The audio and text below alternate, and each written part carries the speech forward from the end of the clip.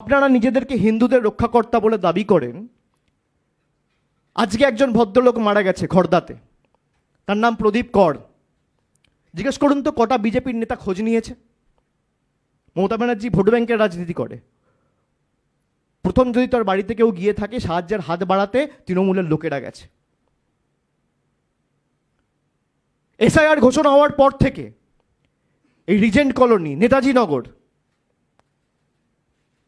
দুজন ব্যক্তি মারা গেছে। কালকে এসআইআর ঘোষণা হয়েছে, আমি তার পরিবারের সদস্যদের সাথে যোগাযোগ করেছি। আমি জানতে পেরেছি যে কালকে এসআইআর হওয়ার পর, ঘোষণা হওয়ার পর ভদ্রলোক এতটাই ভীত সন্ত্রস্ত হয়ে গেছে যে কোনোদিন নিজের শোয়ার ঘরে গিয়ে তিনি ছিটকানি আটকে বা দরজা বন্ধ করে কোনোদিন ঘরে শোয় না।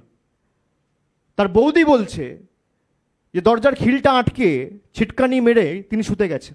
আজকে তার মৃতদেহ উদ্ধার করছে এবং তার সাথে তার সুইসাইড নোট।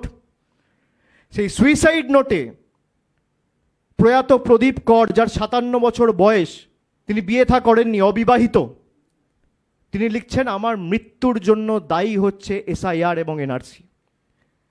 আজকে যে প্রদীপ কর মারা গেল, তার বদলা রাজনৈতিকভাবে ভোটের মাধ্যমে বাংলার মানুষ দেবে। এই মৃত্যুর জন্য দায়ী অমিত শাহ, এই মৃত্যুর জন্য দায়ী জ্ঞানেশ কুমার। তাদের নামে এফআইআর হওয়া উচিত।